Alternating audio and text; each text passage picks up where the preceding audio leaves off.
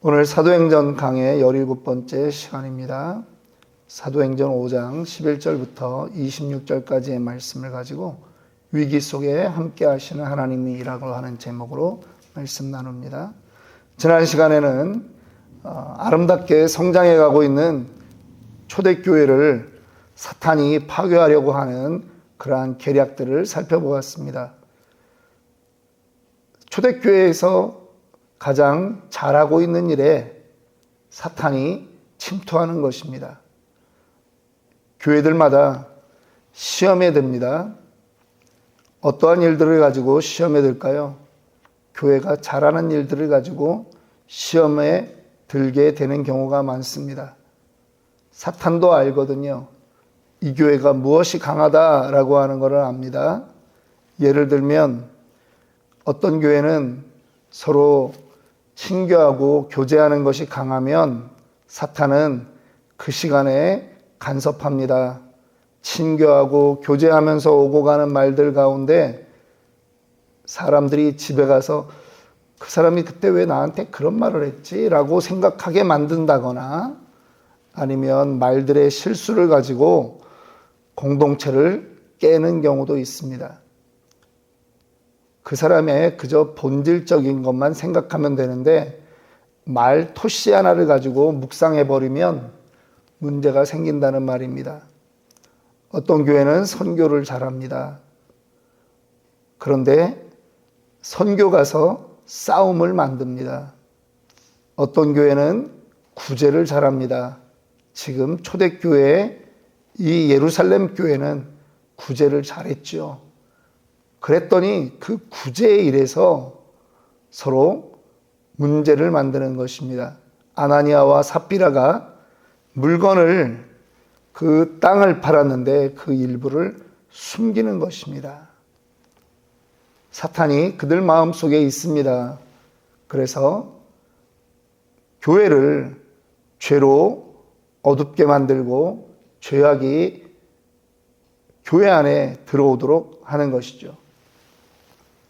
마치 에덴 동산에 사탄이 하와를 유혹하던 것과 같습니다. 그러한 일들 가운데 성령이 직접 개입하셔서 그들의 생명을 거두어 가십니다. 거짓으로 헌금한 일로 두 사람이 직사했습니다. 초대교회는 이 일로 어떤 영향을 받았을까요? 사람들이 교회 무서워서 못 가겠다. 아마 그랬을 것입니다. 교회에서 이거 봉사도 제대로 못 하겠다. 힘들다. 시험 든다. 이런 말들도 했을 것입니다.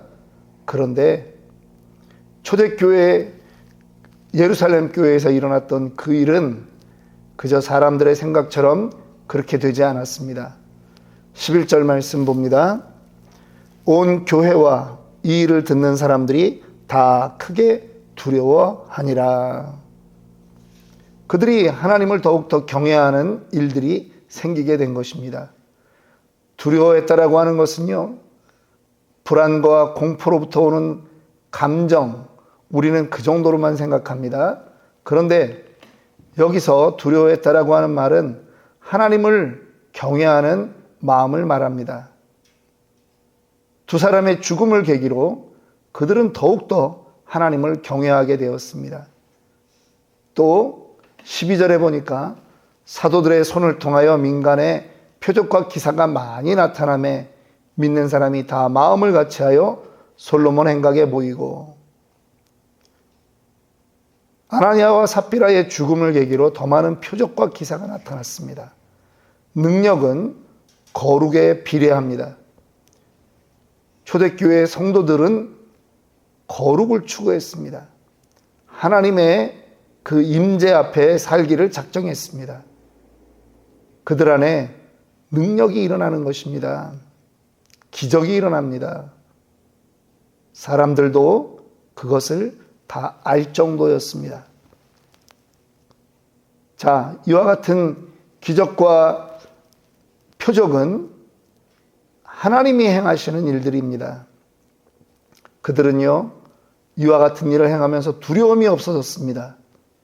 왜 그렇습니까? 12절 마지막에 보면 마음을 같이하여 솔로몬 행각에 모였다라고 말합니다. 이 솔로몬 행각이라고 하는 곳이 뭡니까?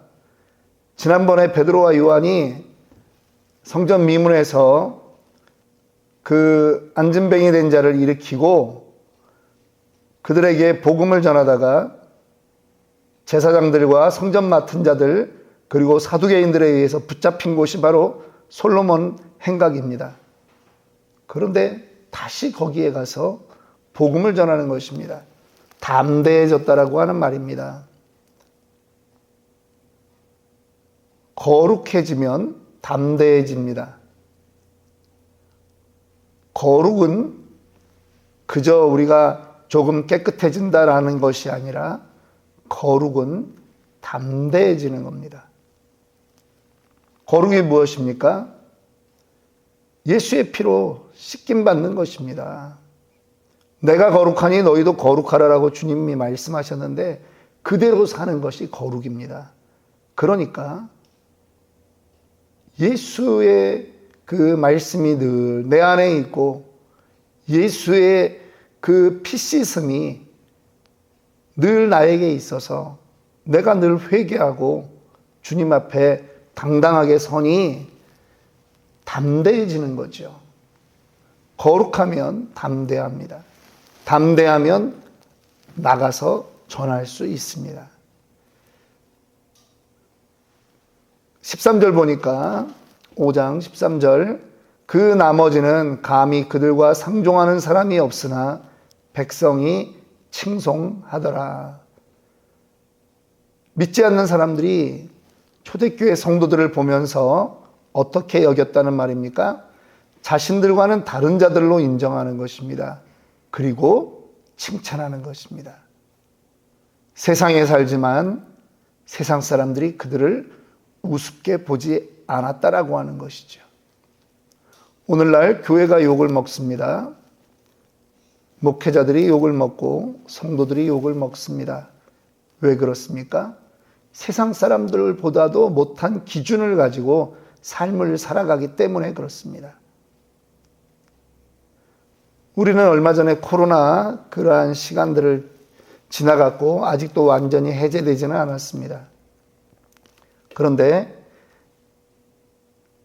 1세기, 2세기, 3세기의 기독교인들은 그들 가운데 전염병이 퍼졌을 때 그들은 밤마다 나가서 그 거리에 쓰러진 시체들을 치우는 일들을 했습니다. 사람들의 눈이 그들을 주목합니다. 도대체 어떤 사람들이길래 그 밤에 나와서 시체를 치우고 그렇게 하고 있는가? 그런데 그들이 바로 기독교인이었습니다.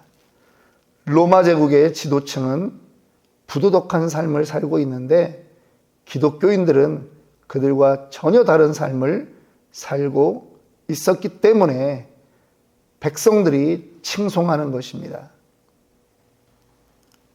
이 일로 14절에 보니까 믿고 주께로 나아오는 자가 더 많으니 남녀의 큰 무리더라. 아나니아와 삽비라는 죽었지만 하나님께서 큰 무리를 교회에 허락해 주시는 것입니다. 교회가 어떤 문제로 인해서 문을 닫는 것이 아니라 교회가 오히려 부흥되는 것을 보게 되는 것입니다.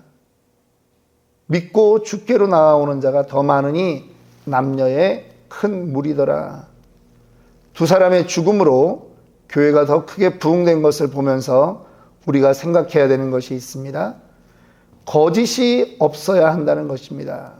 기독교인은 겉과 속이 같아야 한다는 것이죠. 사람이 보는 것과 하나님이 보시는 것이 같아야 합니다. 그러면 그 다음 일은 하나님이 알아서 하십니다. 그들이 예수 믿는 사람들을 대할 때 특별히 베드로가 지나갈 때는 그 그림자라도 누구에겐가 덮여지기를 그렇게 간절히 사모하는 마음들이 있었습니다.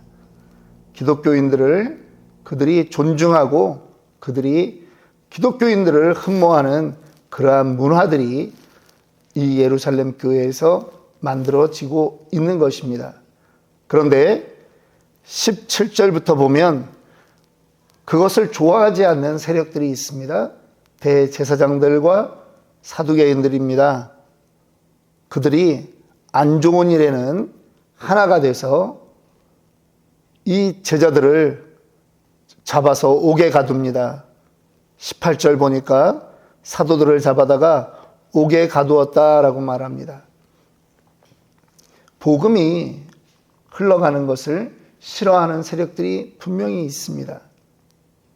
그들은 우리의 입을 막으려고 하고 우리를 옥에 가두려고 합니다.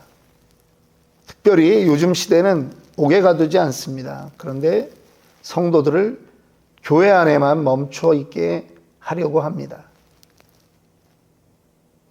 성도들을 집에서나 신앙생활 잘하는 그러한 사람으로 멈추게 하려고 합니다. 밖으로 나가지 못하게 하는 것입니다. 전하지 못하게 하는 것입니다. 그런데 성령은 어떻게 하십니까? 19절 보니까 그들이 옥에 갇혔는데 주의 사자가 밤에 옥문을 열고 끌어내어 이르되 가서 성전에 서서 이 생명의 말씀을 다 백성에게 말하라. 성령이 원하는 것은 바로 그것입니다. 전하라고 하는 것입니다. 성령이 주의 사자를 보내 문을 열고 그들을 끌어냅니다. 노력해서 하는 것이 아니라 주의 사자가 그들을 이끌어가는 것입니다. 사탄의 공격은 늘 있습니다. 그런데 하나님께서 그 사탄의 공격을 이기게 하십니다. 두려운 마음 갖지 말고 담대해야 합니다. 오늘 하루를 살면서도 그 담대함이 나의 의지, 이렇게 해야 되겠다. 그게 아니라 예수를 묵상하면 예수 앞에 살기로 그렇게 마음 먹으면 하나님이 우리를 담대하게 하십니다. 예수, 오늘 그 이름 앞에 살기 원합니다. 예수님과 동행하기를 마음에 품으면 주께서 우리를 인도하실 줄 믿습니다. 오늘 우리 함께 기도하겠습니다. 오늘 화요일입니다. 이 땅은 늘 시험, 근심, 걱정, 그렇게 있습니다. 근데 무엇에 주목하느냐 하는 거죠. 시험과 근심, 걱정에 주목하기보다는 우리를 그래도 인도하시는 그 하나님의 손길에 주목하기를 원합니다. 오늘 한국을 위해서 기도하시고 미국을 위해서 기도하시고 혼란한 마음이 주 앞에서 위로받기를 위해서 기도하십시오. 그래서 정말 우리의 삶에 주님이 주인입니다 라고 하는 고백들이 있기를 원합니다. 우리 주여 칠창하고 기도합니다.